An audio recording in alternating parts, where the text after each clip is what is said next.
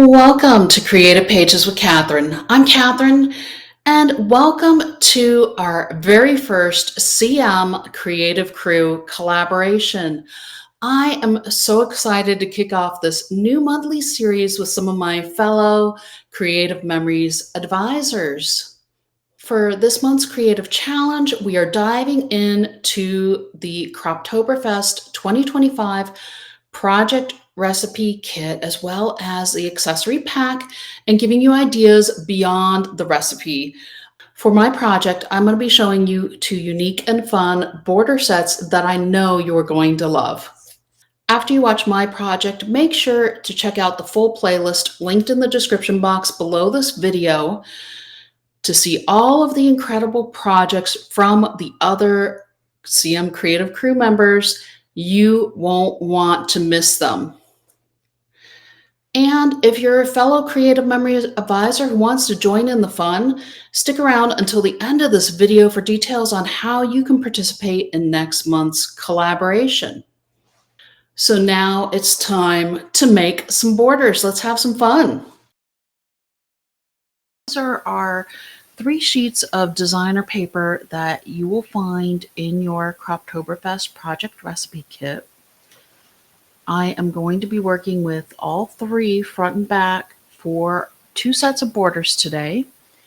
I have added a sheet of pumpkin cardstock just to show another complementary color that you can use with your project recipe kit. I've gone ahead and cut 2 2 3/4 by 12-inch pieces from my pumpkin cardstock to use as a base for both of my borders. I also pulled out my colonial blade for my 12-inch trimmer. I cut 2 3/4. We are going to start with 2 different papers for our base. So I pulled a piece of the wood tone and I pulled a piece of the leaf. I have cut both of these at 2 1/4 by 11.5, and we're just going to center these. It's going to have a 1/4 of an inch border all the way around of the orange showing. And this one is going down here. This one is going down here. And this piece is cut at 2 inches by 11 inches. It's going on to our wood tone background here. Okay, so one of our borders is going to go horizontally and one is going to go vertically. And I just wanted to do something a little different.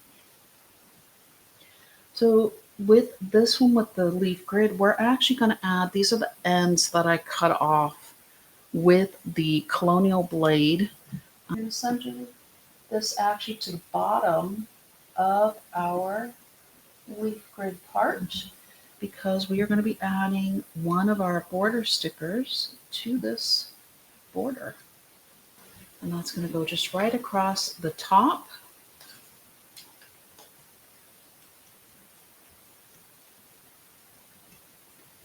There you go. And then we have our Blooming with Love and Laughter sticker. That's going to get centered with some foam squares. I am going to pull out my 0 centering ruler for this one just to make sure I get my sticker centered here nicely on this border coming down from the top. Here we go. We're going to bring in our fence that has the wreath on it. For the bottom of this one, we're going to leave just a little bit of our colonial crimping showing here. And essentially, we're going to match up and pop out some of our flowers that are already here. And I'm just turning it to essentially match the direction it looks like on the page here. And our Fall Vibes is going to go flat on as well, right here. Okay, so there you go. What do y'all think of the first set of borders using our Croptoberfest project recipe kit? I have one more set coming, so let me get to it. For my second set of borders, I did pull out our chrysanthemum punch. That is our Croptoberfest punch for this year. It's complementary to this collection. I also did pull out my circle punch. I love this for doing, it's 1 3/4 inch circle if you don't have the circle and punch, but it just makes life so much easier to have the punch. And we are going to use the scallop blade. Our base is what I used the scallop blade on, and I wanted my bumps to be going out each direction on my border base. This is a 2.5 inch base, and I did both of my bases for these borders with the green leaf grid paper this time. So as you can see here, I have my circles ready to go. We are going to be folding our designer paper circles, leaving about 1/4 inch radius here, because you want to show both sides of this beautiful paper. The other thing I did do is I punched chrysanthemums from all of our papers. That way you can mix and match and actually create really pretty chrysanthemums. I also did pop them up with foam squares, each layer. Let's put this border together. Make sure I've got these in the correct order, because I am very conscious of color when I design things. And I did have a pattern I used with both sides of my borders here. So I'm going to wait to do the stickers until the end. That's the first border. Let's get the second one put together. There we go.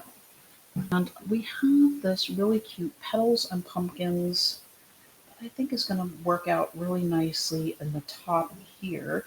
And then we have a small pumpkin that we can place in the bottom. And I think I am going to go ahead and start adding pumpkins. And let's add a couple of pumpkins. It's nice to have a little saying. You could leave your borders plain if you wanted. These do match. You can use them whichever direction you want on your pages. You can turn them if you want. But I think I am going to go ahead and figure that I'll be using them vertically on my page. There's petals and pumpkins coming in. I'm going to place this right out at 1/4 inch as well. Look at how nicely that worked out for me. We're going to pop up this little pumpkin as well. So left or the right one is done, I guess. I don't know. I probably would put this on my left side of my page just because of the writing.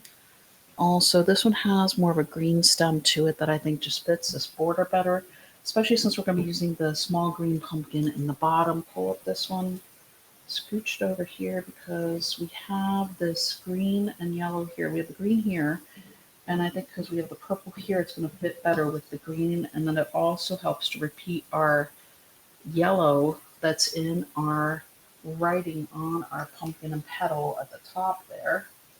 Think about where you're putting things. All right, all done. What do y'all think?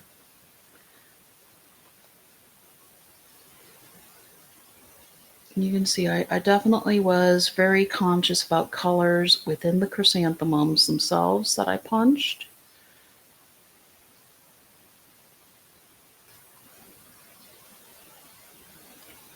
And I'm going to go ahead and mention, please check out the CM Creative Crew playlist.